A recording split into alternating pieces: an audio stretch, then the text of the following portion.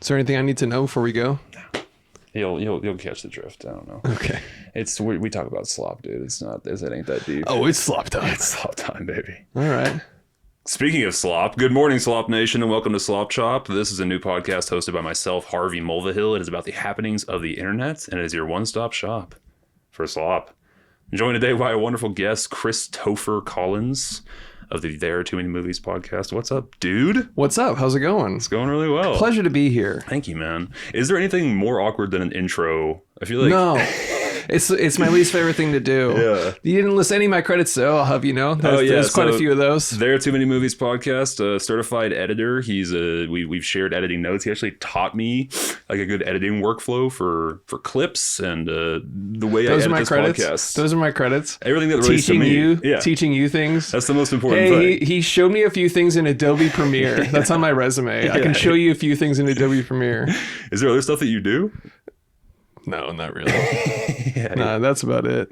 No, but super successful podcast. I've been a guest on a couple of times, 3 times, I think. Yeah. Yeah.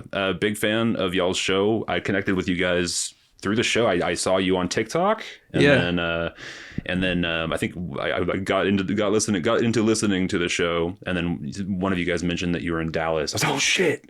So then I promptly got on the Patreon and started worming my way into turning the parasocial into a social. That's exactly right. We dropped the para. We're homies now. Yeah, it's pretty cool. Yeah. I remember the moment actually where I was like, when you asked me to be on for the first time for that Avatar episode, I was like, it was like a big moment. I was sitting in my room with my dog. I was like, let's fucking go. That was so sweet. It's funny. You're like, I'm one step closer to killing him in my house. Yeah.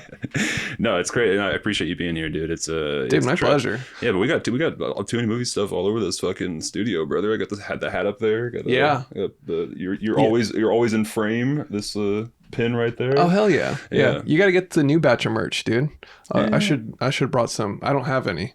That's the issue. Yeah. But like it's all at Josh's. But the new batch of merch is fucking some of the favorite stuff we've done in a while. How'd you guys find? Tell me about the merch acquisition process. It's all Josh. Yeah. So he just like, he reaches out to like, we've gotten to a point where we can just like actually pay artists, like, and which is, like we just printed shit with our logo for a while. And then we were like Teespring or something like that. Some shit. I don't know. He did it all. Sure. Shout out to Josh, but he, now we're like finding like artists we like. We're like, oh, this artist did this death metal album cover. And we're like, let's hit this guy up.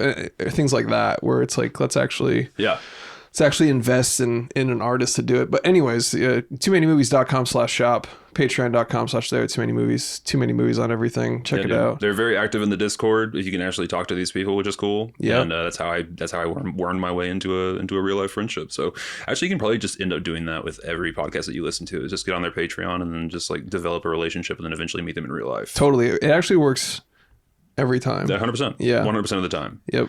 Yeah, dude. But appreciate you being here. Tell me about too. I think I might have asked you this before, but I'm not a death metal person or like a heavy music person. I dabble. Mm-hmm. I'm a much more of a hardcore hip hop person. Like that's kind of where my discovered hip hop in middle school and never looked back. That's my trajectory. I don't know what your trajectory is with metal, but the actual like what is the deal with the logos, the illegible sort of logos? Why is that a thing? It looks cool. But it's not that deep. There's no brand recognition. Don't you need that for marketing? There is if you know the bands. So it's like if you know type thing? Yeah, kind of. It's like, and it does sound stupid, but it's the same for the vocals too, where it's like after you listen for a long time or after you look at enough of those logos, you can start to read them. Okay. It's like you start to like develop like a third or fourth eye. You're just like, sure. Yeah. But it just looks cool. I don't know, dude. Fair enough. Also it has been kind of appropriated just by fashion, which is like, that's fine. I'm not like gatekeeping like metal logo that's look or anything. Literally what you did for your merch. You did that. But we're a movie podcast. Yeah. But we actually are metalheads. Like there's like pods or just fashion companies or other merch companies that like, I bet you have a death metal like design. What is it, like Good Shirts or whatever? Cool shirts. They're not a fucking band. That's true. That's true. Like I'm not saying you can't do that, but it's, and I also don't even necessarily dislike it, but it is one of those weird things where you're like, you see like for people that don't listen to any metal rocking that sort of thing, No, I'm a full poser. I'm a 100% I'm not, poser. Fuck. See, I'm saying like I don't care that much, but then I'm still bringing it up like they're fucking appropriating the death metal. That's not true though. Like Sure. it's just a look. Yeah. And it's hard. This is the reason that I bought the shirt, so Yes. I get it. I mean, but it's also just like kind of cutesy in that it literally just says very cool, like in the death metal whatever logo. Yeah. But yeah, I mean, the if you know, you know thing, I get, but there's a marketing brain. Me is always like thinking about that first. And when people name their band something totally ungoogleable, you know, like SEI is just dog shit. What's the SEO. name? SEO, sorry. Yeah. What's your it? SEI must be dog shit. Have you seen my fucking subscriber count? You're absolutely right. Hey man, keep swinging. Yeah. I don't know what episode you're on, but 42. We didn't even get anything until like mid hundreds. Yeah, I know. That's what I keep saying. You just gotta fucking like, and you honestly have a head start. Like I think because you started doing it like you're already funny. Thanks. And like, I'm not saying we weren't when we started, but like we were just, it was like 2019, like right before the pandemic started. So we hit like the worst possible, we like, let's start a podcast. And then the entire world shut down in like 2 months later or some shit. I remember the mask era. Yeah.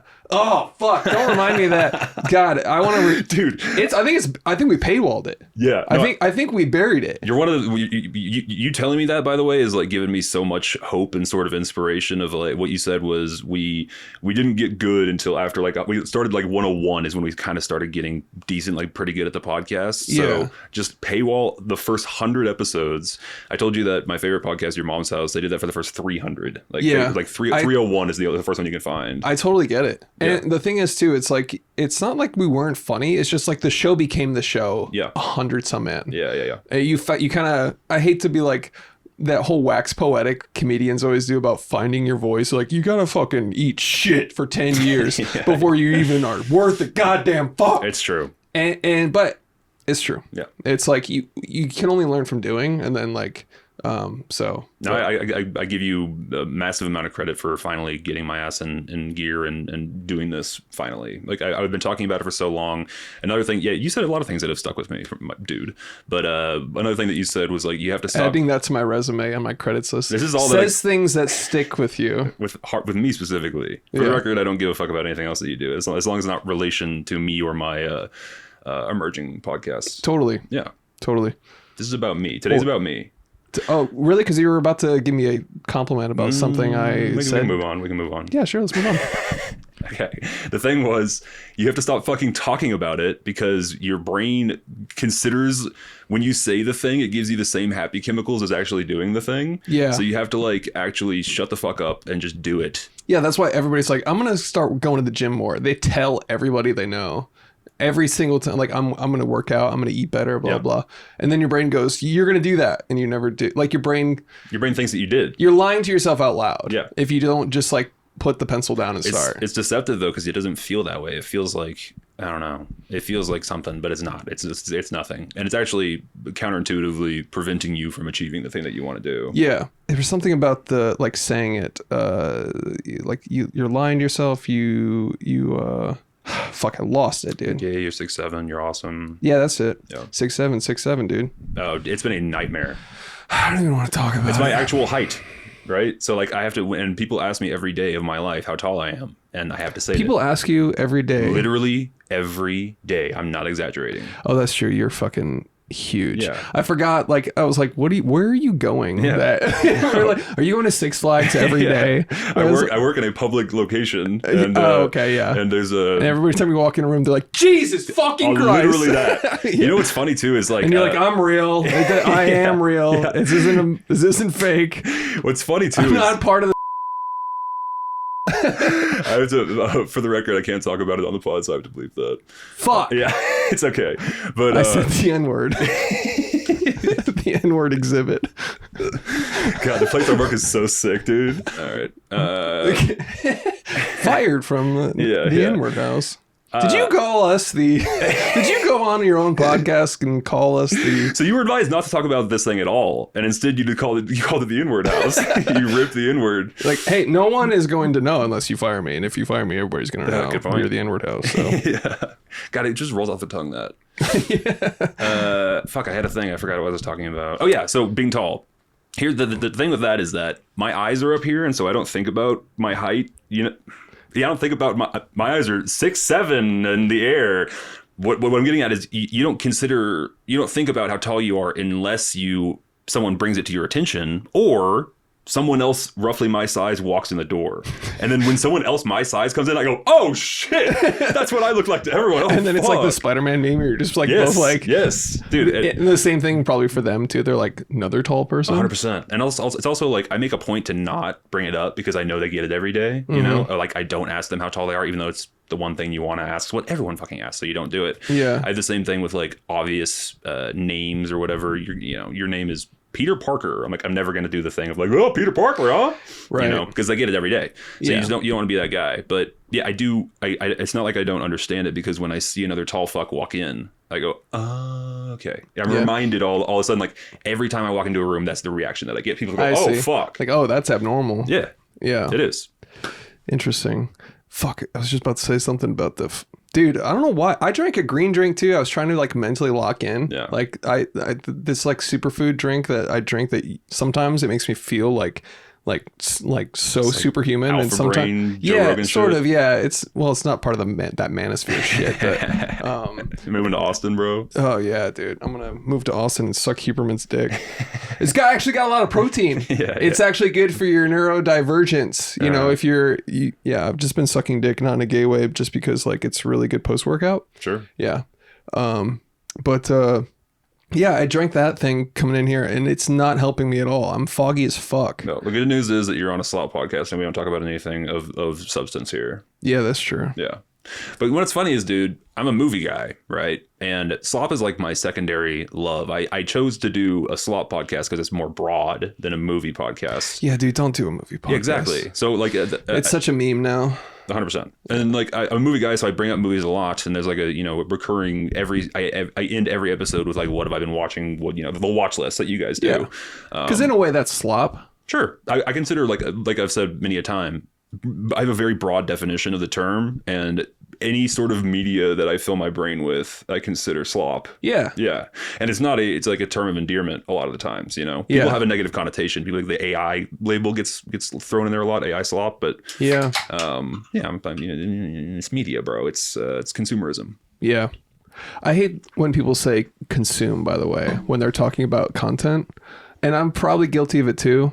Like it's happened a few times, but something about it is like just really grosses me out. They're like, yeah, I don't really consume much of their content. I'm like, don't say you consume their consume. It makes us feel, it like takes the humanity out of like art. And I'm not saying like, oh, I'm consume, like when you say you consume, like, oh yes, I went to the museum and consumed a Van Gogh. What the fuck are we talking about? Right. It makes it feel like so dystopian, right? Yeah. It's also just like the next logical step after the word content, instead of just any other word. Content is so disposable. I know. It's another one of those words I don't like either. But yeah, Stavros was just talking about that on a pod. That's the number one compliment he gets. I love your content, and he's like, I fucking hate it. I can't stand it. Like I'm so tired of making content like crowd work clips and just feeding the beast, the algorithm. Yeah, it's weird how things are so bite-sized and so like quickly ingested. Even when I say ingested, that's grosses me out. But like it's so quickly watched that it loses its like Stav. I mean, it's crowd work. It's not like he's making a feature film type shit, but it's his art still. So I get what he's the bones of what he's saying. Yeah. I also just I get I'm part of it too. Like I make podcast clips, and the problem is, and I've said this to you millions of times, we have a podcast, but it really more so just feels like we have a clip farm. We just sit down, and then like there's moments that get all the views, and then they're dwarfed. They just dwarf our actual views. Of course. And that's the name of the game. Like I know, like I haven't gone and watched every single podcast I've seen a podcast clip for. Rarely ever. Right. It's just that there's actually podcasts I would consider myself a fan of that I had never listened to. What's that? There's podcasts that I consider myself a fan of because of clips that I never listened to. Exactly. Yeah. Like, was it Basement Yard? Those guys are really funny. They are funny. Never Never a full episode. Never once have I listened to an episode. Yeah. It is kind of like their bit. They've kind of locked in their bit. Where it's like they do the mics on the stands in the biggest warehouse they could probably find. Sure. So it's like echoey as fucking. Somebody says something mildly funny, and then it's cackling, echoing, blah, blah, blah. It's like just like all just mic noises and just like, and it is funny. Don't get me wrong, but like you find a niche, and it's hard to get away from that. I mean, that is truly like the slop farms of TikTok are just they find a thing that works and they literally make the same video 100 times. Have you seen some of my favorite content? God, you can say it. Fuck! I hate that. Some of my favorite. What else would you call it? I don't know. It's content, dude. It's fine. Some of my favorite content is those people that they screen record going through someone's profile. Oh, so yes, each yes, one by one, and every single video starts the same. And it's like, you're not going to believe, I could not believe, you won't believe, I believe, you will not believe. Like, and they're like walking into frame the same way and they're doing it. The hand isn't exactly the same. I love that shit. I eat that shit. Like I photosynthesize on shit like that where I'm like, oh yeah. Like it's not necessarily like cringe humor, but it's like, it's like it just puts this spotlight on what people are doing, and I fucking love that. It's fully cringe humor for me. It's full Schadenfreude, where I think those people are subhuman scum, and like it's just seeing it in like in bright as day right there. Of just they start every video the exact same way. Here it is. Like look, that just like just taking the I don't know what the term is. Paddly fall. I got nothing. Anyway, fuck it. Through the looking glass. That's exactly right. Yeah. I guess. I don't know. I don't even know what that phrase means. Me neither. Alice in Wonderland or something? No, I don't know, but I love using shit like that, like incorrectly. Right. Like, someone like gets in a horrific car accident, like, well, through the looking glass, shit like that. I do have a thing that I've talked about it. Okay, so a couple things. First, I have this new conundrum of mine where I'm a big fan of podcasts. I listen to many of them, and when I listen to people on podcasts, they frequently will do the thing of like, fuck, have I said this story before? I know you guys have heard this before, but they'll do those little like, shit, like, because you repeat yourself a lot. Mm-hmm. As a human being, you only have a handful of like takes or things that you can bring up. Yeah. So I feel like guilty about bringing up the same thing over and over. But I hate it when I listen to people and they do that. I would rather them just say the thing. So I'm trying to get better about it. Well, I think I've done this because I'm self-aware of it. But like, I also have to assume sometimes on my pod, like that might be somebody's first episode. For sure. And it's a take that like, hey, this is a relevant take and a take I like or something. So I'll be like, and I always preface it, like I've said this 100 times before, because if you don't, I get the annoyance, but if you don't do it, people that are like faithful listeners are like, here he goes again with that same take. So I get ahead of them and I say, I know I've said this a million times before, but, and then I just, it's a throwaway thing, but like, yeah, it's fair. Yeah. Something I've said many times before, but you'll hear it again, Sloppers, if you're a loyal listener of this, is I don't read. I ingest. I consume. I'm using all your buzzwords. So I'm working on getting words into my system more. Kind of like I'm reading my first book I've read in probably 2 years right now, just because it was written by Louis C.K. and he's my goat. Oh, that novel? Yeah, it's pretty good. It's fine. But anyway, I'm reading again finally, and like I want to get back into it because it helps with this. It helps with recall, and it helps with like coming up with analogies. Like I just fucking struggled through the looking glass thing. I could have probably pulled that out of my ass or had like a word for it. When I listen to Sam Talent, it makes me think like, bro, it makes me like, why do I not read more? This man's vocabulary is next level. Yeah, and it can improve your comedy game. No, true. It's definitely a different part of your brain. I don't do that either, and I need to. But honestly, I think that part of my brain is just so. See, I can't think of a word because I don't read. Yeah. It's so weak that when I even try to work it out, I fall asleep so quick. It's like fucking NyQuil. Books are NyQuil to me. I listen to books while I play a video game. I'm a fucking Temple Run kid, you know? Yikes. I'm an iPad kid, all grown up. Yeah. By the way, how far are you into that novel? I've got like probably 30, 40 pages left. Almost done. So like, It's not a comedy novel, huh? It's No. like a just straight up drama. Straight up drama. Yeah. Mm-hmm. It's like Huck Finn or some shit, basically. Some stupid kid in the 50s or something. Yeah, but it's kind of dystopian and horrible, and like the kid gets like just put through the ringer of these horrible. He's like he's a darkly minded individual. I don't know if you watch Horace and Pete, which is like his Hulu. He did a secret Hulu show starring ugly man from Reservoir Dogs. What the fuck is his name? The Pete. God damn it. I don't know. Anyway, one of the ugliest actors of all time. Great quality actor, but horrific to look at. This man, you'll know who I'm talking about. But anyway, he made a secret TV show where he didn't tell anyone he was filming it. He had all the actors be totally like close-lipped about it, and then he just dropped the first episode on his website and sent an email out to his subscribers saying like, "Hey, I made a thing. Here it is." So I did a thing. Yeah, exactly. Imagine if he did that. Yeah. So I did a thing. Yeah. ... So interesting release model. That's kind of his jam, but that is just a straight up drama and like fucking horrifically sad. So there's bits and pieces. There's dark comedy in it. Mark Norman's in it, giving one of the worst performances I've ever seen from an actor. He does. I'm acting. It's literally all he can do. So he stands out like a sore thumb. But everyone else is awesome. But Louis is the man. Love him dearly. So I was curious about this. It's solid. There's great parts in it. He falls into like beginner writing tropes. You know what I mean? Where he does this thing where he's teasing an event that happened in our character Ingram's life in the past, and it's a dark, horrible event, and he's like blocked it from his memory, but he'll run into characters and he'll get little pieces of it back, and he keeps the further you get in the book, the more he remembers this event, right?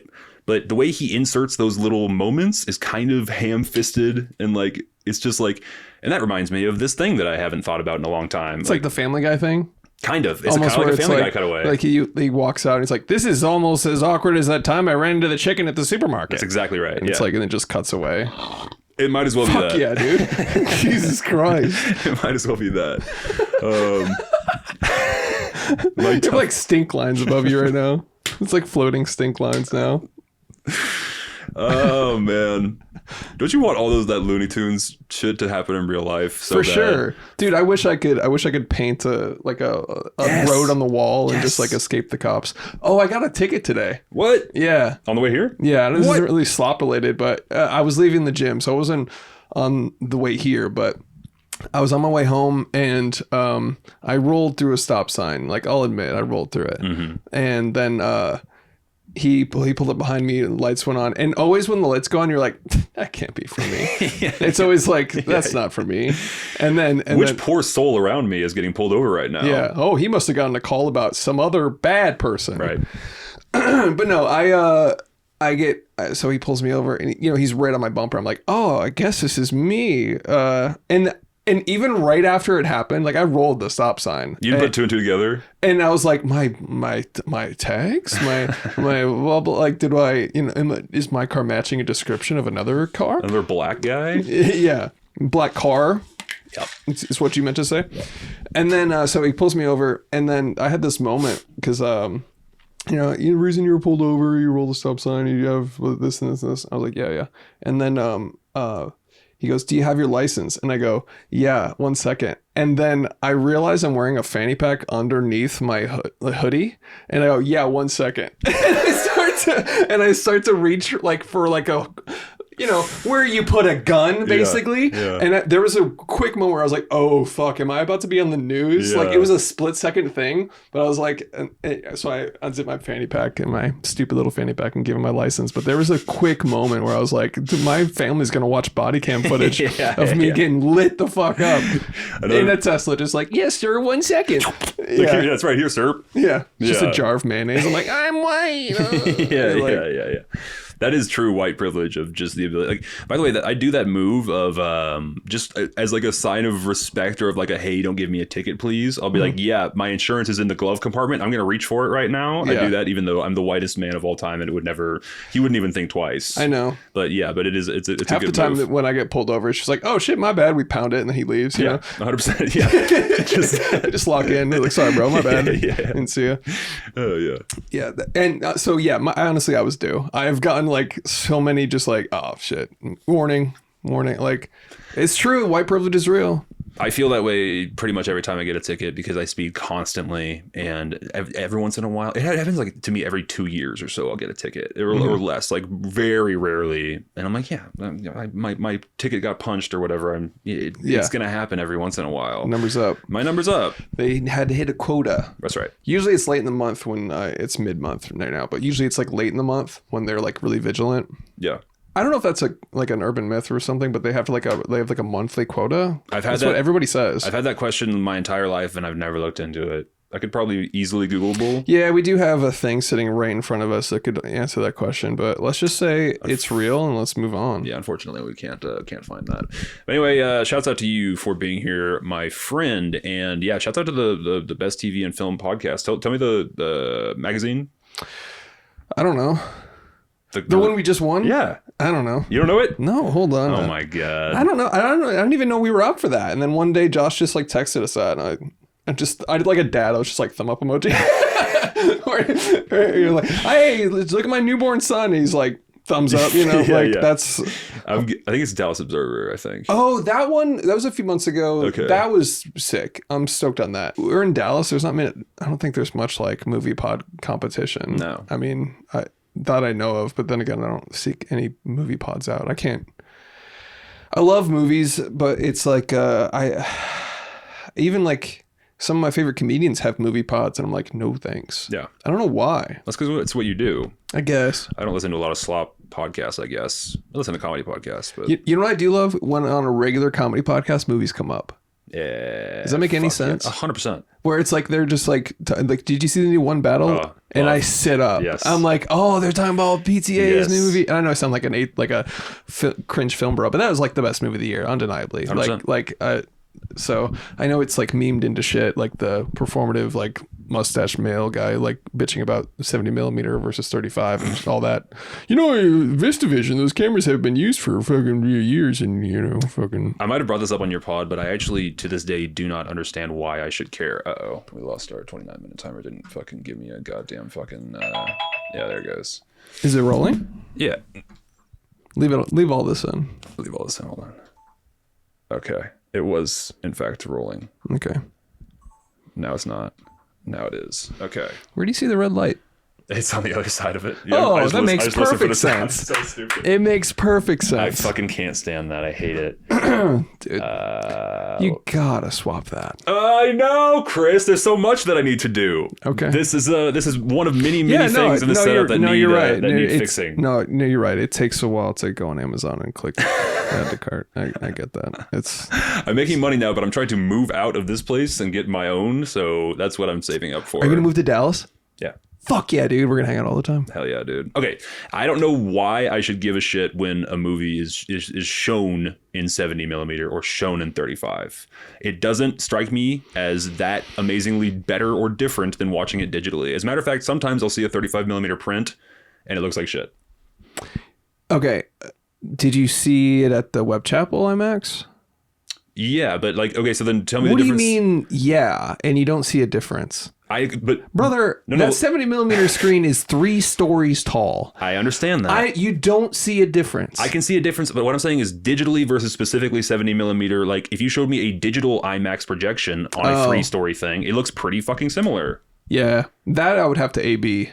Like, this is digital, now this is a projection. But the fact that you have to do that makes me think that it's not that important. I still go see them. I saw, what's it called? The Whole Bloody Affair. That was amazing. But like, again, I'm like, it's cool, whatever. I'm doing a thing. It's a film bro situation, but I don't know why I should care. I'm just shocked you don't see a difference. You're like, why should you care? The difference is it's bigger and better. It looks. We saw Sinners in 70mm IMAX and Web Chapel together, and when it cut, that has a mix of cameras, and you can tell when it cuts to an IMAX, right? Yes, 100%. I love the aspect ratio changes. I'm a big fan of. I love an IMAX screen. Don't get me wrong. That's an A/B moment. You can feel it when it's like they shot this in 35, and then it goes bah, and your eyes dilate. Yeah, but that's the IMAX. It's not like is that the 70 millimeter that's the oh, crazy? So you're talking about digital IMAX versus analog? Yes. Okay. Obviously the difference between a normal screen and an IMAX screen is apparent and amazing. Oh, and insane. okay. I'm talking about like projection in 70. When it's like special 70 millimeter projection. I'm like or 35, the same thing. I'm like I don't get it. Well, okay. On a technical level, like I don't really love like the shot for IMAX bullshit where it's like they try and say it's IMAX and it's not. Like Nolan and a few like PTA and a few other people are the only like Cougar. I forget his name. There are a few people that have the clout to truly shoot 70 millimeter, and the trend right now is like shot for IMAX or optimized for IMAX, and it sucks because it's like it's just like buying a bigger TV is all you're doing, right? Mm-hmm. But if your source material is shot on 70, like this is gonna get really fucking boring with like the technical shit. Also, you're defending IMAX right now. I'm with you. I love an IMAX projection. Okay. Specifically digital versus film projection. I don't know. I don't care. Okay. I don't understand. All right. Okay. 70 millimeter IMAX is roughly 8K on a digital level. So you can shoot digital 8K, right? There's your resolution. That's your raw resolution. When you shoot on film, it is just I almost said celluloid. Also, I'm not talking about shooting on film, projecting. Oh my god, I'm so confused now. Okay, so then we can drop this. But what I'm saying is, I think it's a big myth, and it doesn't matter at all. And it's only a thing because it's on the ticket when you go to Fandango and it says, "Ooh, shot in 70 millimeter," and then Film Bros get hard. Yeah, and they buy a ticket for a couple of dollars more, and you go do it because it's a thing. But I don't see the real value in it. Is what I'm saying. Okay. And again, I just for understand the record, digital versus for analog 70. Yes. I understand this. Like, okay, let me give you an example or another example. Sure. Because I'm totally lost. Fuck you. I'm in the industry and I'm like, you. What's your argument? My argument is that it's all a farce. It can be gimmicky. It's gimmicky. That's a better way to put it. Yeah. I love an aspect ratio change. And by the way, speaking of shot on IMAX, isn't The Odyssey the first fully shot on IMAX film? Like 100% of it is? Yeah, that's cool. Yeah. Anyway, see, that's all cool. I'm totally down with that. See, that's not a gimmick. The gimmick to me is like shot for IMAX, not shot in IMAX. Shot for is like they shot on, Reds or Arri Alexas and they're up-resing it to IMAX. Okay. Or they're just literally scaling up 200% and going, we were showing it in IMAX. Sure. And it says shot for IMAX, which is dog shit. You need those giant half-room size cameras that say IMAX on the side of them. Yes, yeah. You need to move an entire fucking... It's a fucking truck-size camera. Yeah. Like... Production is already so hard. I can't imagine. Anyways, 70 millimeter. That's the gimmick to me. Is it's only not gimmicky if it's truly shot in 70 millimeter. Can you notice a difference between that digital IMAX and again, 70 millimeter IMAX? You keep going back to shot. I'm not talking about shot. I agree with you that it's shot on 70. It's wide and it's beautiful. I know. I'm making a different point. I understand your point. I'm making a different point about the gimmick. Okay. When it says you're straw manning my argument.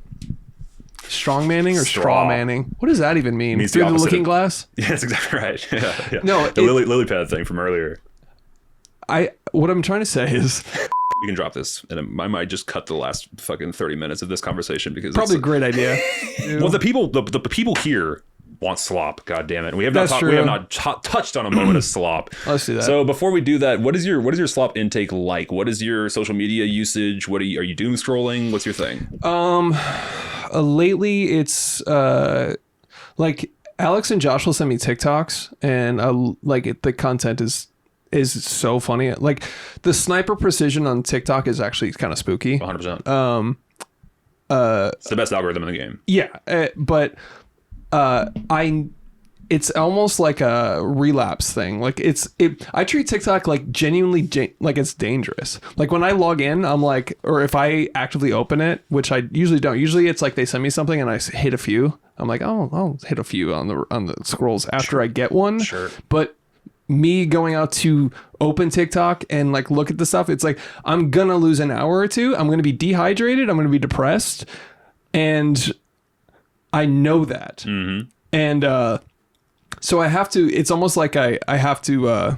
I feel like I'm like Matthew McConaughey in The Bookcase. Like every time I open up the TikTok, I'm just like, no, don't do it. Don't let him leave, Marv. Don't let it leave. Like, and I have to like pull myself out of like the app. Like I'll be like, that was the last one. This is the last one, but it's like it's a perfect mix of gambling and entertainment. That's all. It's like that's all it is. And gambling's so popular, obviously now too. Every goddamn thing's sponsored by FanDuel or DraftKings or whatever the fuck. Yep.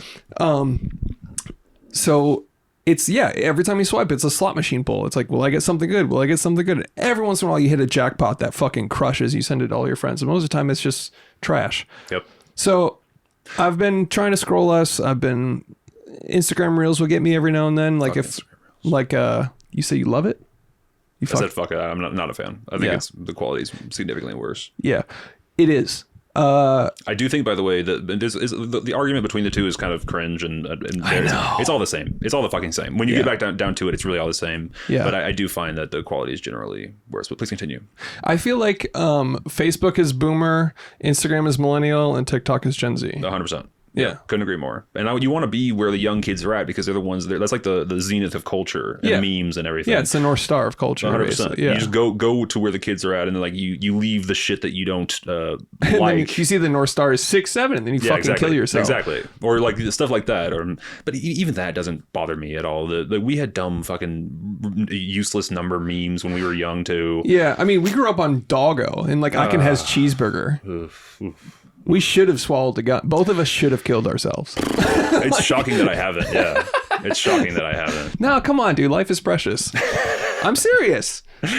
Don't laugh. I'm dead serious. I've been through the weeds also. I've been in the trenches. For the record, I'm in a pretty good place. I just generally speaking, I just have been that dark before. Same, yeah. It's cathartic also to just be like, of course, the slightest inconvenience. Like I'm blowing my fucking head off. It's the best feeling.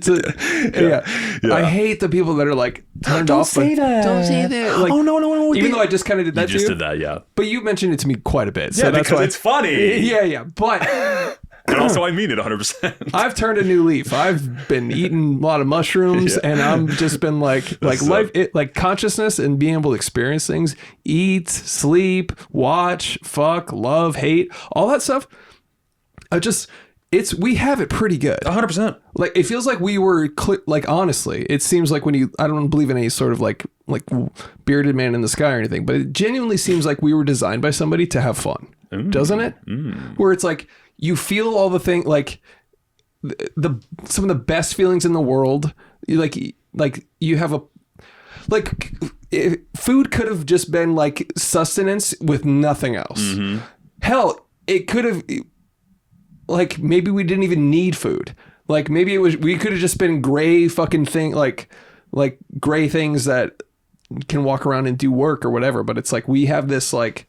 We have like a sensory package. It seems like we have like we're a model. Yeah. Or we got modded. Yeah. Yeah. Yeah. Yeah. Like we were the base model was boring and we like over generations and thousands of years we've just or they or whoever just increased the sort of the fun of it. Like it's like a sim. Yeah. No, I mean, I don't know how weird you want to get with it, but I totally believe in all that weird shit. 100%. Where it's like there's all the gaps in history and weird shit that went on where it's like somebody came down here and just like fucked with DNA and then fucked off.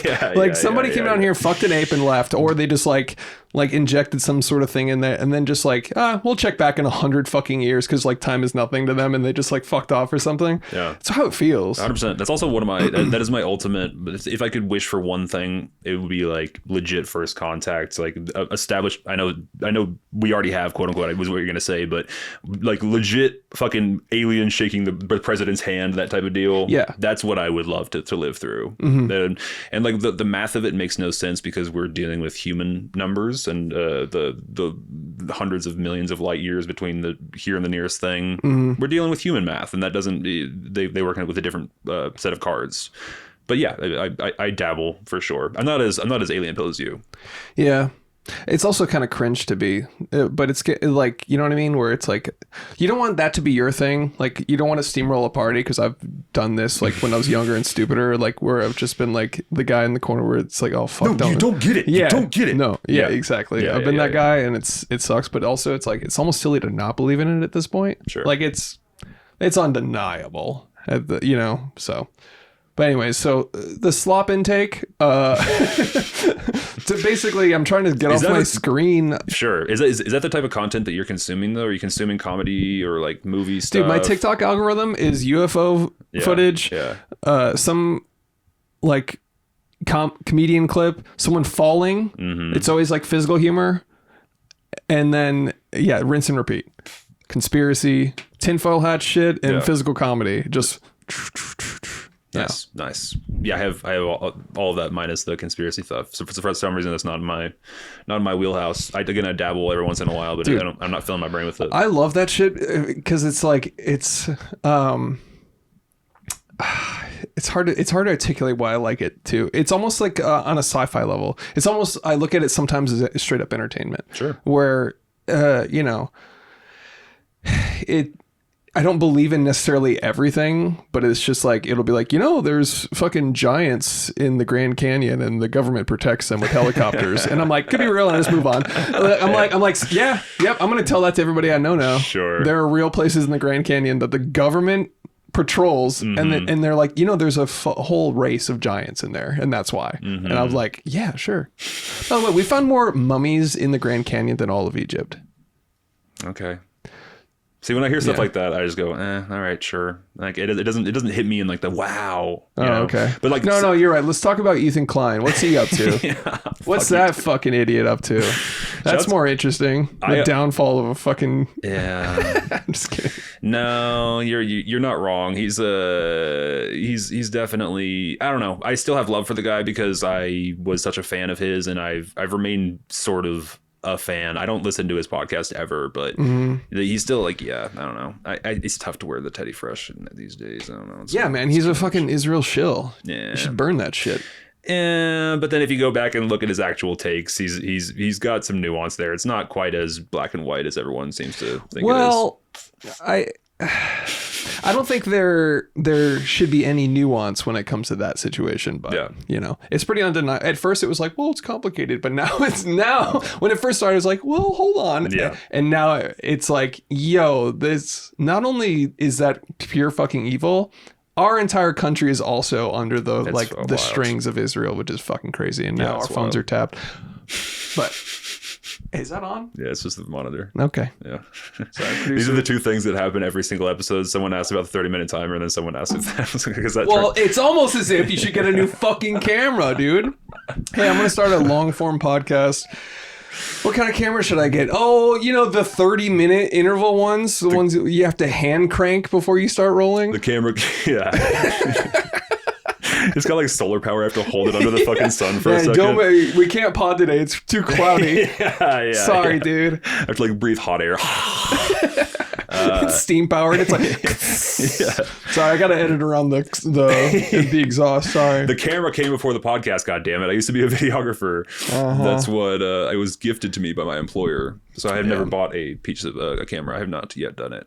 Anywho, all right, let's talk about George R.R. Martin. This is a recent massive story in. I want to get my fucking facts right here.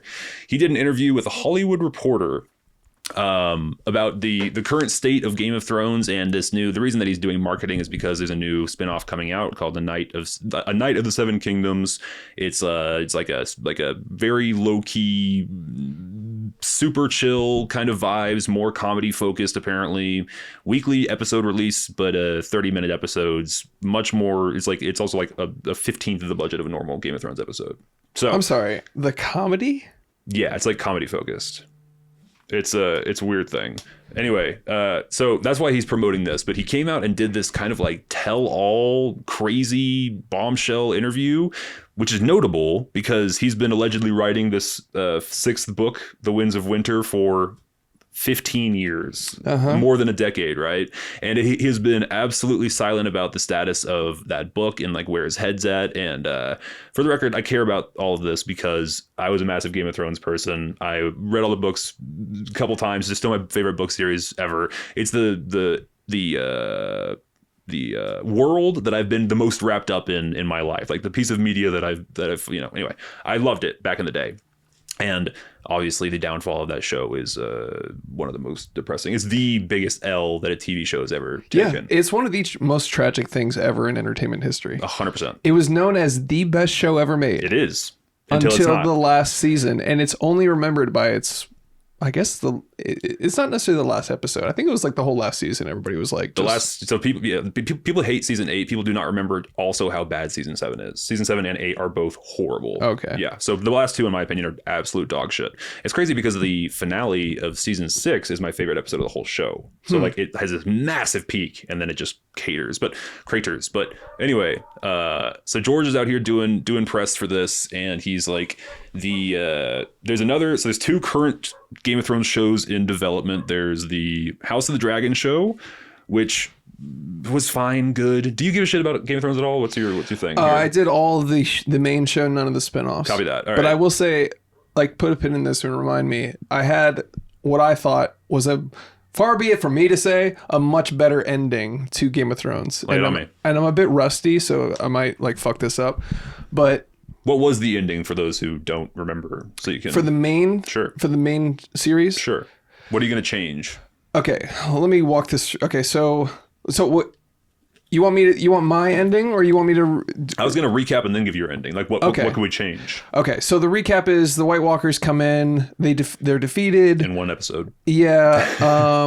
I liked how they died. I wasn't too mad about that. That's awful. Sucks. She was a cool character. Yeah, but then Tyrion Lannister, I think his name is, he goes, who's better to run this whole thing than this fucking over here? Yes. Bleep that. He said the N-word again. And that's where everybody's like, I'm gonna bleep the second word. So, yeah. He's a white character. It's strange to call him that, but please continue. He's a what? A white character. I'm kidding. Oh, gotcha. All right, so I can't recap the whole ending. I'll just say this is what I wanted to happen. Yeah, go ahead. Jon Snow, does he die in the Dude, he's resurrected because of like this. The whole thing is like this massive prophecy of this guy who's going to come back and kill the White Walkers and save the day, right? Right. And they subvert that by making it randomly Arya, but he's literally resurrected and does nothing after that. He does nothing. He's resurrected for no reason. Okay, now it's coming back together in my head. So he did die. I remember this now. Yeah. Okay, so my ending was Jon Snow is like annexed, or he's like kicked out, and I forget like the banished. Banished, but I forget why that made sense in like the last season, like because he so he used his what's it called, the people on the wall to go fight in Winterfell, which is totally against the rules. So he's supposed to be totally absent from the conflicts. That's right. Yeah. Okay, so he does that. He gets banished. The Forest people, the ones that started the White Walkers originally, find Jon Snow in a tower, like after being banished. They come up and they poison him, and then the show ends with him dying and waking up with blue eyes and becoming the next wave of White Walkers. So that was my ending. Solid. Minus all the other, stupid bullshit. Like, he's Jon Snow. He's already half, like, the name itself like implies he's going to be a White Walker almost. Sure. And I loved like the fact that like those little forest people, like I guess they're like the engineers of the earth or something crazy. Yeah. They made the White Walkers to kill all the humans. It's like, okay, they're just going to make another one anyway. They didn't really kill the White Walkers. You know what I mean? Yeah. I don't know. I feel like they're just gonna be like, well, let's fucking try it again. Yeah. Good I point. don't know what we think. They're just gonna be like, what, the fucking Nabisco elves are just gonna go back into the woods and be like, well, we can't kill the humans. Dang nabbit. Dang nabbit. Yeah, sure. That's the only trick up our sleeve as the ancient elves of the earth. Yeah. I think they might have all gotten killed in that last season. I don't remember what happened with the elves. I don't either. What's crazy is I don't have, like, again, this is my favorite thing on earth, is being just a fan of Game of Thrones, and it's so little of it that I remember or think about ever. Like, I never think about it until things like this happen, where I'm like, oh yeah, Game of Thrones, what a fun world that was to lose myself in. And then it's just like such a crazy L, the biggest L of all time. Pedro Pascal. Yeah, that's where he started.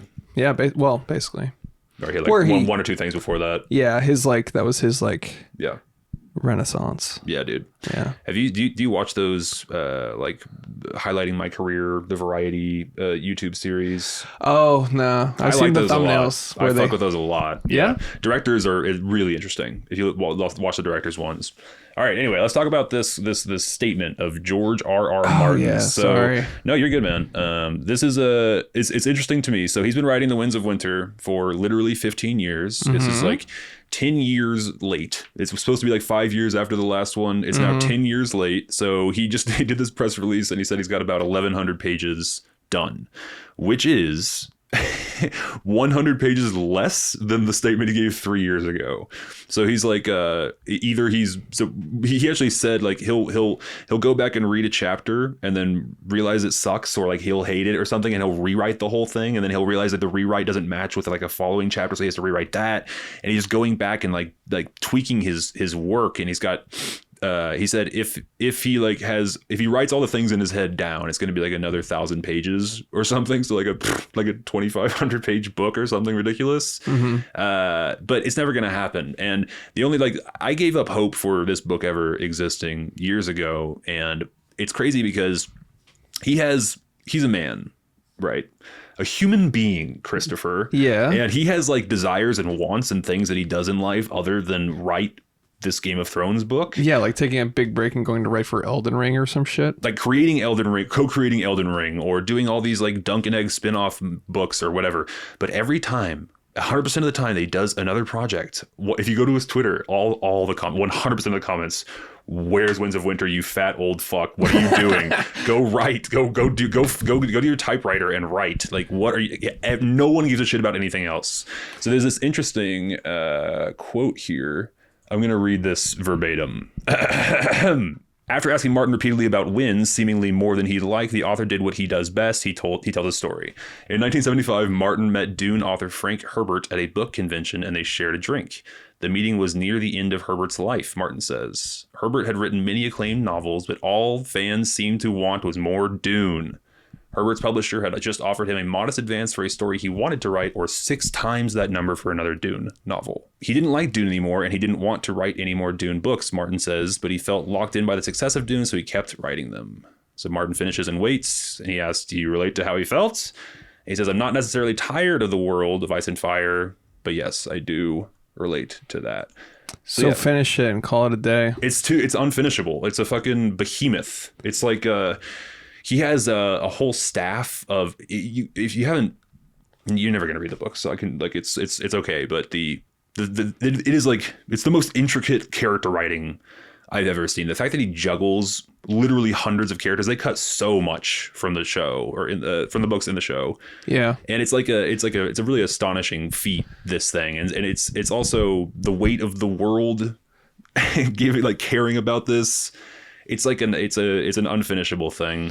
Well, I can relate. Well, I'm not saying I made something as like epic as this, but I understand the pressure to do something just because other people want it. Fuck them. Yeah. But then also it's like, hey man, you've also never had this many people wanting a thing of you. That's true too. Yeah. I would hate this for sure. I would probably like write the book and bury it with myself. Like just out of spite. Right. You know what I mean? Yeah. It wouldn't be just like I didn't write it. It would be like, yeah, I finished it, and it's inside of my corpse, inside of like a safe that I ate in my corpse, 100 feet underground, and then somebody would of course Greybraw it, and I would do it, and then it would just be like a Jack in the Box, like or some shit like that, or just like dick butt written like 100,000 times. Yeah. So this is 6-7 on it. 6-7. It's just that. Yeah, it's a QR code that just opens 6-7 memes. Like George's old fat ass. He lost some weight actually. He's still like 115, but hell yeah, George on the Ozemp. Yeah, I wouldn't be surprised if he's on the Ozemp. All right, another fun little tidbit here is that the House of the Dragon spinoff show, which is fine, it's acceptable. Turn my camera over one moment. So the showrunners that did the original Game of Thrones show have been banished, or like Jon Snow, no one will work with them anymore because of the travesty of that last couple seasons, and so they handed the spinoff show to some new showrunner who was working in tandem with George R.R. Martin for these first like season and a half, and then he stopped returning his calls and stopped hitting him up, and George stopped hitting them up. The other way around. The showrunner, like, because HBO owns the property completely. They don't need it's a George Lucas situation. Oh, it's like out of courtesy. It's like, yeah, George, you're totally be creatively involved. Exactly. Yeah. And so, but like when he is creatively involved, things go well, and when he's not, it becomes a problem. So he's like, he called his relationship with the showrunner abysmal, which is wild. And yeah, hold on, let's read this again. I thought Ryan and I were partners, and we were all through the first season. I would read early drafts of the scripts. I would give notes. He would change some things. It was working really well, I thought. Then we got into season 2, and he basically stopped listening to me. I would give notes and nothing would happen. Sometimes he would explain why he wasn't doing it. Other times he would tell me, oh, okay, yeah, I'll think about it. Only got worse to begin. Yeah, anyway. So essentially his relationship is dog shit. But what's interesting to me is that you usually are not this candid about an ongoing production. Yeah, it's pretty unprofessional. Yes. And my thinking is like, he's been burned once, and he's not going to do it again. That's true. He's like, fuck it. I'm getting on record. Exactly. Getting ahead of this. He's like, hey, if this is dog shit, don't look at me. By the way, the book's not fucking done. 100%. Like every statement, by the way, the book's not fucking done. Yeah. I don't know what to tell you. It's long as fuck. It's going to take forever. He should just tattoo that on his forehead. The book is not done. Yeah. So anyway, I kind of respect the move of being like, yeah, that guy sucks. He never returns my fucking texts. That's funny to me. You never hear that type of stuff from Hollywood. So yeah, he's been burned once before. He never, by the way, never said a peep about how Game of Thrones ended. Never once went on record. It's like, it's because he legally couldn't. Maybe he signed an NDA, but like you could also years after the fact be like, hey, yeah, that was pretty rough. I don't know. You can't have an opinion? No, you can definitely have like maybe he signed something or whatever, but maybe he didn't, and he just knows he would be sued. Like, I don't like how would you an opinion about how a property ended 7 years ago, 6 or 7 years ago. So he still never said anything about that? No, never, not a peep, dude. Well, this is why it makes me think there's some sort of legal, like contractual thing, or he's like fear of being sued, because if he's talking shit about House of the Dragon and like publicly, it's like, wouldn't you mention? Maybe it was all his idea. Maybe at the end of the day, it was just like all. That's so funny. He's like, yeah, those showrunners fucking suck. Yeah, fuck them. By the way, the book's not done. He wrote every episode of that. He had the same ending in his books. He's like, oh, yeah. Which, by the way, he did. He does. That's 100% true. The ending in his book, he gave them the ending that he has in mind, but how you get there is what's important. So, like, you will eventually get, like... So the Crow Kid is still going to be... Yes, king. Sorry, but listen. But it's so different. It's so different in the book. I feel like such a nerd. No, it's okay. You don't need sense. I get that it makes sense. Don't go into like a whole... Yeah, I will not. We're over this topic, but Thrones, I hope it returns to some sort of interesting state. I will probably watch this new HBO spinoff if it's of any quality. I enjoyed the House of the Dragon thing well enough. It's still a world that I care about. I just don't. It is, again, the number one, without a shadow of a doubt, the biggest L in television history, perhaps Hollywood history. Yeah, for real. Yeah. And the new Game of Thrones spinoff is a comedy. It's comedy focused, Chris. There's like a sitcom laugh track. yeah. Like fucking, like incestual, like fucking, and they're just like, It's like a laugh track going in the background. Young Sheldon makes a guest appearance. Yeah. Kid gets kicked out the window, and guy comes in and goes, zoinks! And slides in like Kramer. Yeah. What the fuck? How are they gonna make that comedy focus? I don't care if you clarified it's like not a comedy, it's comedy focus. What's funny about the Game of Thrones universe? You're 100%. I get it, but yeah, it's pretty funny. It strikes me as like that Liam Neeson skit where he's like, I'm going to do improvisational comedy. Like that. Please, Liam. No, we don't. Yeah. I'll be doing. Can we start over because you ruined that? Yes, that's my favorite line. Can we start over because you ruined that? That's what the full blown AIDS. I've got full blown AIDS, as I've said. He's the best, dude. Yeah. We saw the Naked Gun remake. Yeah, never mind. We won't talk about it. It's fine. It's fine. He didn't play it straight enough. He played it too jokey, in my opinion. Almost, yeah. It just honestly didn't seem like he wanted to be there. That's how it felt. Pamela Anderson was great. Yeah. They had a fling for a second and a half. Maybe that was a marketing thing. Kind of cute. Anyway, they're old and they fuck. Yeah, it's adorable. Shout out. Yeah, shouts out to being old. Shout out to Blue Chew. Sponsor the pod. Yeah. Maybe he takes Blue Chew like just to stop pissing himself, so his dick's hard. That's a good point. You It's know what I mean? Like a plug. Yeah, because when you're hard, it's really hard to pee. Yeah. So maybe he's like, you can Google this. Like Liam Neeson, just like multiple public pissings. Like it true? You haven't seen this, No. dude? Type in. I gotta show you now. Okay. Jamie, pull that shit up. Yeah. Type in Liam Neeson piss. Images. Liam Neeson piss. Why does Liam Neeson pee his first pants so much? result on Reddit? Why does Liam Neeson piss his pants so much? He's got real bad incontinence, bro. Just fully dripping, dude. Wow. Yeah. You sure it's not cum? No, I'm not sure. That could be cum. That's a great question. Yeah. Interesting. Fascinating. Yeah. I wonder if he's not that old either. He's old, but like there's older people. Yeah. So he's his pants were soaked throughout that whole production. Yeah, he wears diapers. Oof. He's got to wear diapers. Yeah. For those visual listeners that are just like listening to the audio, we're looking at an old 20 pictures, public paparazzi photos of him just like full on piss. Like some of these have got to be fake. Wait. Hold on. What did that caption say on that one with the girl on the street? Oh, never mind. That's very millennially written. Yeah, fuck you. Yeah, Today I learned, and now you have to know that too. Okay. Literally just sent a shiver down my spine when you did that. Yeah.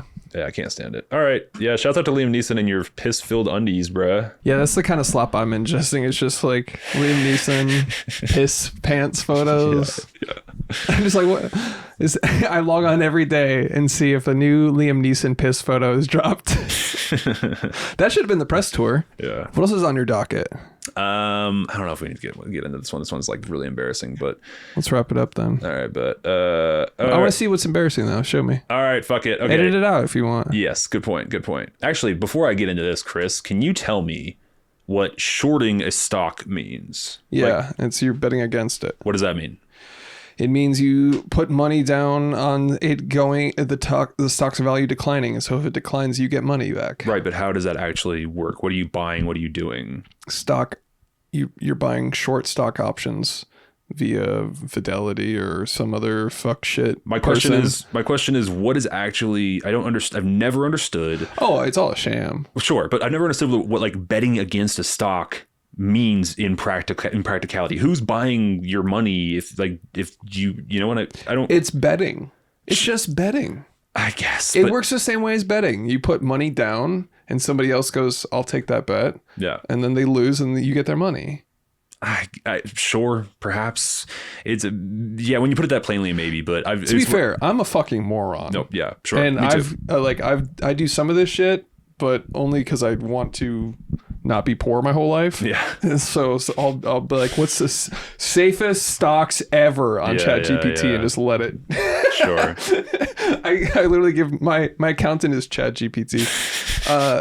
No, that's the gist of it. Does it hit you with a disclaimer, by the way, if like this is not financial advice? Oh, no, I was kidding. I don't actually do that. Oh, okay. That's stupid. You think I'm a fucking moron? Yes. All right. So let me. All right. So this is just a tweet that I saw. It blew up a little bit recently.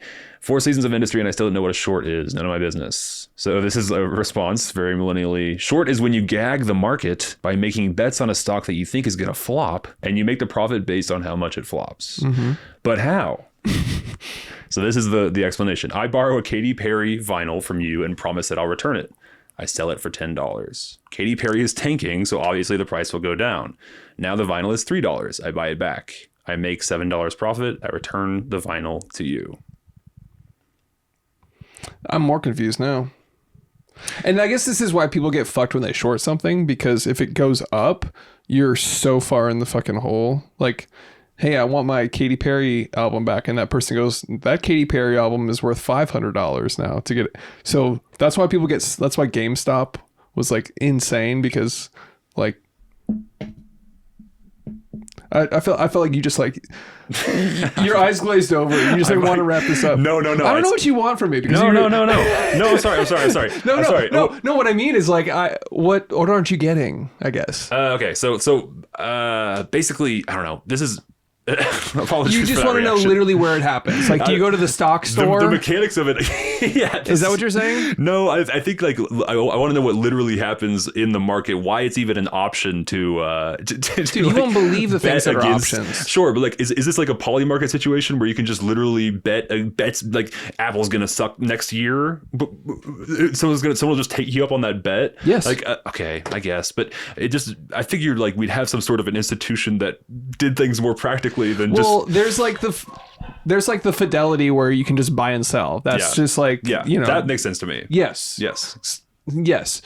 But yeah, then there's the Wall Street Gambo side of it. Yeah. That's just completely just unhinged. It's just legal. I mean, gambling's legal sort of, but it's just they're just printing money. 1 second. No, you're scream my dogs. Just hear 3 gunshots. Stella! Shut the fuck up. She's gonna do the rest of the podcast with us. Oh, hell yeah. Come on. Hello. She's our number one most viewed guest for sure. Most recurring guest. Say hi to the people. Basically, the gist of this is I don't understand any of this, and like even if you dumb it down to like a ridiculous millennial sort of snappy comedy, it still doesn't make sense to me. I get what you're saying, because I don't know where these trades are happening. Yeah. Like I see those people that like get orders on the floor, and I'm like, those are actors. That's real? fake. Is that real? There's no way like a phone call like I'm buying Apple, and then oh fuck, and then some guy calls the other guy down on the floor, and the guy like scrambles like a Looney Tunes character over to the slot machine. Also, by the way, or stock machine, and he just goes insert it, waving physical paper. There's no way that's real anymore. There's no way that exists anymore. No, it's all happening on fucking like Robin Hood and shit, where it's like. And then Bane comes in and like fucks around and like steals a guy and straps into his motorcycle. That's crazy. What's his name? That's fucking what's his name before he got famous, by the way. Yeah, he was just in that awful Running Man movie. Yeah, I didn't see it, but yeah, like I just imagine like I'm on the like Robin Hood, like the gamified stock app for millennials. Like I'm going buy GameStop, and some guy's like see, fuck, and he just like booking down, going down the escalator that's going up with like physical papers. I got another order for GameStop to the G's. Like there's like a row of them. Every company on Earth, and you had to go run to the G and put it in the slide. None of it makes sense to me. And they just go into like a pit of just a bunch of guys waving. Yeah. And they're like, what's funny? How's it going? Nah, pretty good. How are you? Just doing the waving. Also, by the way, the level of volume on the floor, everyone is just yelling all day. I can't imagine the stress of working in that place. With like the Matrix code happening on all those monitors, like anybody can look up and go, "Oh my god!" Yeah, exactly. Nobody knows what the fuck is happening there. It's just a bunch of fucking morons that are just gambling with millions of dollars. Like, I don't think anybody really understands it. It's mostly manipulated by like politicians and huge corporations anyway. Yeah. So. It's all a sham. It's all a fucking circus ring. It's all fucking floatware. 100%. And none of it's real. The funny thing too is I've had this issue my entire life because my dad is a financial advisor and he like knows this stuff for real. At least pretends to. That's the thing. I feel like all of them just pretend to know it. I think also if you know it even 5 to 10% better than your average person, you can make a career of it because no one understands it. That's totally true. Yeah. But it's just like in The Big Short when they break down like what a stack is of like how they repurpose stuff where it's like it's overly complicated for a reason. They gatekeep it and so they just go, oh, it's like where they simplify with the Anthony Bourdain metaphor, the famous thing where he's like, oh, it's not a bunch of bullshit. It's actually a shiny new thing. That kind of bullshit happens every single day in like on Wall Street or on like corporations or whatever. It's like they just invented a new thing. Yeah. And it's total bullshit. It's complete just bullshit. The word bullshit gets thrown around so much. Like it's complete and utter horseshit. It's just a lie. It's nothing. It's nothing. Yeah. And then you can't possibly understand it because they've made it up and there's no schooling for it. So it's like, oh, you went to school for finance. Well, too bad. Fucking Craig upstairs just invented this new thing called a CTO or something. And now we're selling piles of dog shit for $400 million a pop. And it's going to ruin the world. Yeah, it's a house of cards that will eventually collapse and then immediately be solved by the U.S. government. Will just come and like just because if it collapses, the world ends, so we can't let that happen. So therefore, the house of cards must continue to be propped up and like, and then the U.S. government will like cement the sides of it or like pack in the structure of the thing, or maybe they'll knock down a wall and like one head will roll of a massive company, but everyone else will be fine. Like every bank will be fine. It's truly insane to me, and it makes my eyes glaze over. And so like I've never my dad actually sat me down years ago and was like, listen, you could do this, you could do what I do, and like I'll bleep this, but the company that he created is my last name. So he was like, you could just have it. It's yours. You can be yours. And I was like, I have no interest at all. Could not care less about this world. Does not interest me in the slightest. As a matter of fact, economics classes growing up, I couldn't stand. Like none of it. It just makes my brain hurt. I'd rather be broken doing this than anything else. 1000%. Yeah. Yeah. So anyway, it's a whole bunch of hogwash and a whole bunch of nonsense, and I will never be rich because of that, because I don't get it. Well, I'm trying to get out of the game, like not out of this game, out of the rat race, essentially, out of that game of renting everything and being poor. I'm trying to get out of that. So you're slowly becoming conservative pilled. You're like, I know, right? You're heading that direction. No, that's the first step, is like just wanting more money, and then eventually you're like, what was that woman in the car doing? The ice agent shot in cold blood. It's a slippery slope, right? But you've also, I think the first step is purchasing a firearm. Yeah, maybe. I don't know. I know a lot of queer people that are like kind of gun pilled now, or not in the way that I am, because I'm fucking. Dude, you should see my setup now. it's gotten wilder. Yeah, I'm fucking John Wick, dude. Let's go. Anyways, don't try this, man. I wouldn't. I don't even want it. Like it's such a. I don't know. You have the fantasy in the back of your head a little bit. No, a little bit. No, I'm not talking about like actively in the forefront. I mean, if you're saying the entire energy grid goes down, and in roughly 2 weeks all the food runs out, and then everybody's fighting over water and bullets, and I happen to have 2 guns with 2 crates of ammo. No, I wouldn't do anything like that. Yeah. You never even considered such a thing. Never walked it through in your head like wow. Me just with a wide open door, just ADSing like right at the, just aiming down my sights at the front door, just like with a sign outside that says "Come on in." Like a thumbs up guy, like it's you. Come on in. It's just me pointing to water. Come on in. Comical pile of bodies in the and me just like in like an American sniper prone position on top of a pallet, full ghillie suit on a pallet of water, of Nestle water, just like wearing the cans. Yeah, my cats have the cans on too. They got binoculars are spotting for me and shit. Yeah. Hell yeah. Anyways, any more slop? No, we can wrap it up. I appreciate you doing this, brother. Yeah, man, no problem. In the last 5 to 7 minutes here that we have, anything you've been watching that you'd like to plug? I watched the Bad Boys Ride or Die. Ah, the new one, right? Yeah. 3 or 4? Yeah. 4, I think. It was fun. Yeah? Yeah. I heard great things. It's terrible, but it's fun, you know? And they kind of popped off with the cinematography, honestly. Like, they got all kinds of weird drone and mounted shots, and like, they got the signature, like, Michael Bay sweep shot. Like, that's like the Bad Boys. Like, is he involved in these new ones? He's a producer. He has a really cringe cameo in it with some of the worst fucking hair I've ever seen.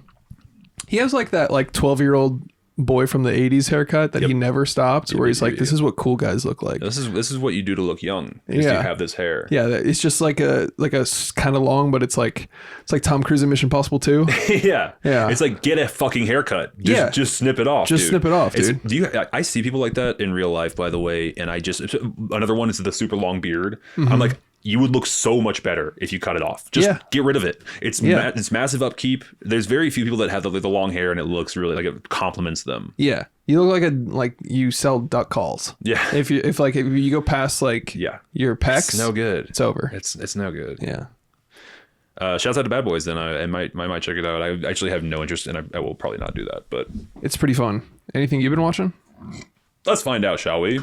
Watched Avatar 3. It was a big pile of shit. It was very sad. And then wait a second. Hold on. Why didn't we lead with this? Yeah. Wait. Yeah.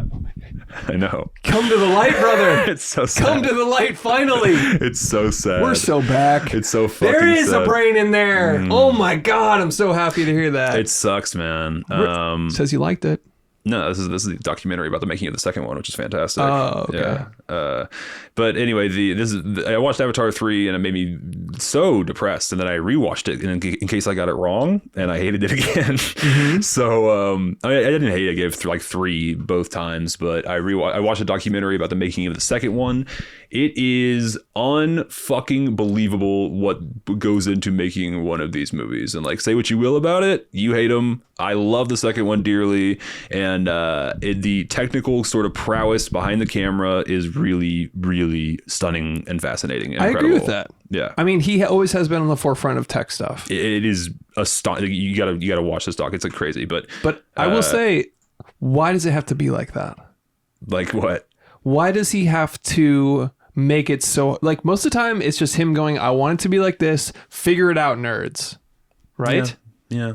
He's not fucking engineering cameras and code and Unreal real-time playback engines and shit like that. He's having some nerd figure it out for him. There's a lot of he's very hands-on the process, but you're right that he hands off to the team a lot of the stuff. Of course, because he doesn't know Jobs. code. Yeah, he is. Yes, he's the composer of the symphony. Blah blah blah. Yeah, but what I think I've made this point to you in person, and I feel weird saying it again just because we're on camera or whatever. But James Cameron is a smart guy. How does he not realize that no matter what tech you implement, no matter how good it looks in that moment, it's still tech at the end of the day, and in 5 or 10 years, it will be inferior? How does he not realize that? His first movie's already inferior. Avatar. First Avatar already kind of looks meh. Yeah. I think it's still interesting to be on the forefront of the thing. Yeah, but isn't it a shame that one of the best action directors of our time, like T2 and Aliens, pivoted into blue people and oceans? Yeah, but I like it. I still like it a lot. I don't know. Okay.